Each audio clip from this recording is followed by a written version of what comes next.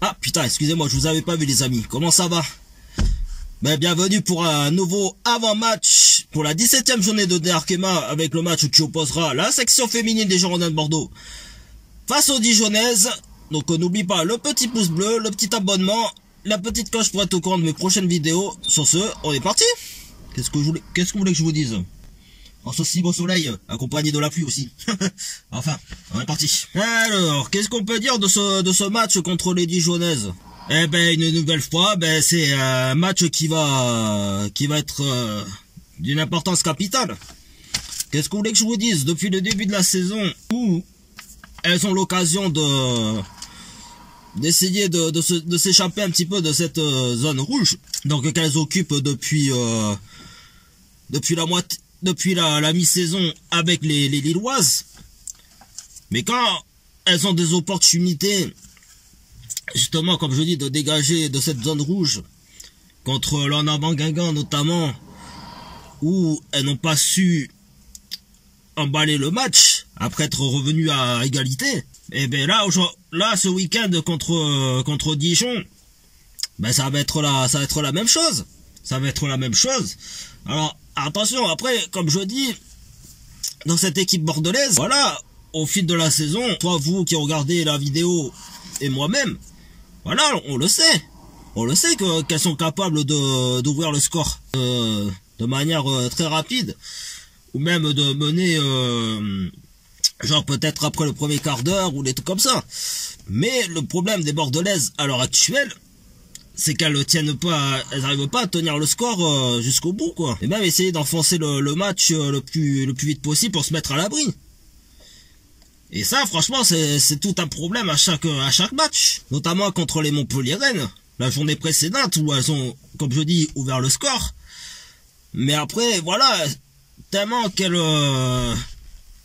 les Montpelliéraines se sont montrés un peu plus agressifs offensivement, malheureusement, elles sont revenues à égalité avec un but de je sais plus qui, et le but victorieux de Faustine Robert.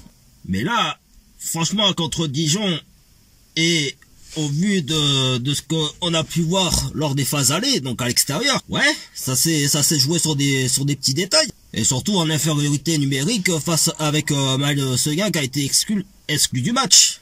Pour une faute que je juge assez sévère, avec le recul. Je le dis à 4-5 journées de la fin de cette saison régulière, vu qu'il y a les playoffs derrière, mais bon, ça concerne pas les Bordelaises.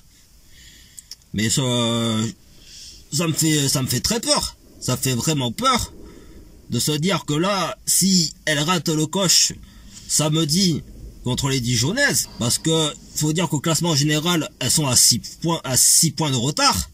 Mais là, en cas de nouvelle défaite, franchement, avec les prochaines échéances qui vont arriver derrière, que ce soit contre Saint-Etienne et le Stade de Reims, donc 2 déplacements à l'extérieur, mais ça va être très compliqué. Ça va être très très compliqué en plus. Et comme je dis, la semaine dernière, voilà, vu qu'elles n'avaient pas de match, elles ont fait une petite opposition amicale contre le club de l'Union Sportive de Saint-Malo, qui évolue en D2 ou en D3, je crois. Bon. Ah, attendez, excusez-moi, j'ai envie de pisser, je reviens. 2 minutes. Attendez, excusez-moi. Donc, désolé de cette pause pipi, hein.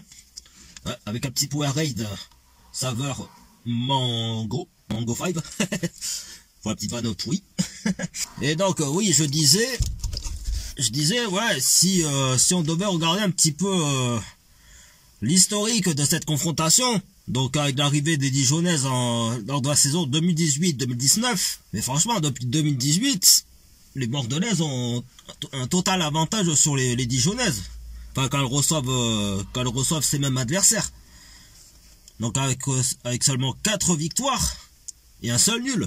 Alors après, je sais que vous allez me sortir l'excuse de oui, c'est des jeunes joueuses, oui, elles ont besoin d'apprendre, oui, ok, si tu veux, enfin, si vous voulez. Mais à un moment donné, et je pense que vous aussi, pour ceux et celles qui sont dans un club amateur, j'en suis sûr qu'on vous sort la même excuse, enfin le même prétexte.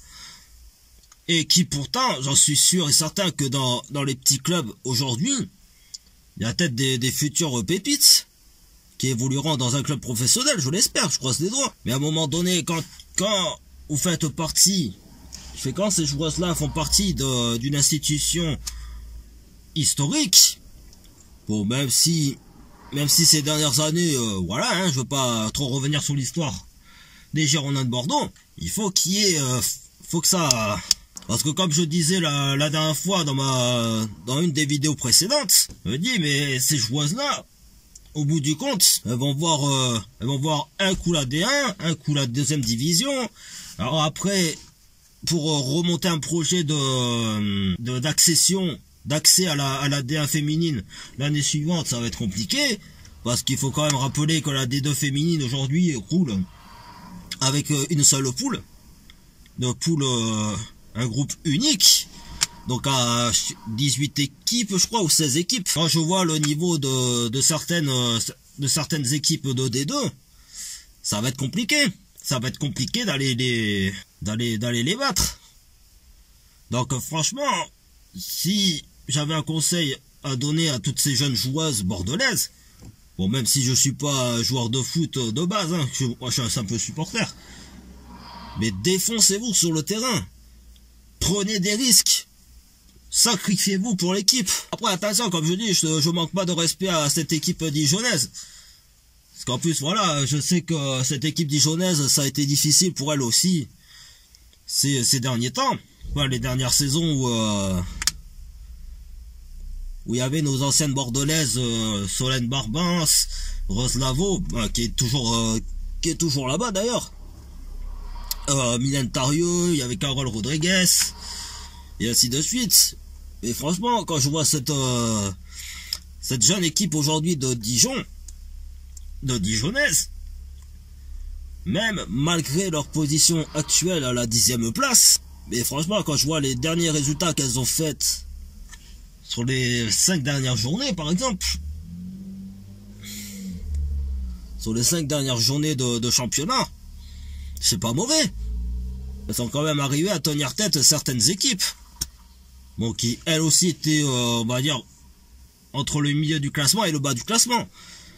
Donc à un moment donné, à votre position actuelle de relégable, allez-y. Allez-y, même sur les prochaines échéances contre Fleury 91, contre les Saint-Etienne et le Stade de Reims, défoncez-vous, quoi. C'est parce que, franchement, pour parler un petit peu de l'affluence des derniers matchs à domicile, mais ça a largement baissé. Alors je sais pas si c'est dû au fait qu'il y avait les vacances ou je sais plus trop quoi, mais quand on regarde un petit peu les derniers chiffres du match contre Guingamp et contre le Paris FC, il y a de quoi s'inquiéter. Parce que comme j'ai beau dire dans mes vidéos, si la saison prochaine vous êtes en 2e division, il y aura moins de public. Je pense que l'affluence va se réduire petit à petit, quoi. Donc voilà un petit peu pour cet avant-match pour la 17e journée de championnat, donc qui les opposera aux Dijonnaises ce samedi au stade Saint-Germain-du-Mouscat à 14h30, il me semble. N'hésitez pas à vous abonner à ma chaîne YouTube, à lâcher un gros pouce bleu, à me suivre sur ma page Facebook et Instagram qui sont dans la description, ainsi qu'activer la petite cloche pour être au courant de mes prochaines vidéos. Allez, sur ce, bye bye. Putain, j'ai l'impression qu'elles sont en train de faire comme l'ASJ Soyaux l'année dernière, quoi. Putain, c'est trop compliqué, frère. Enfin bref.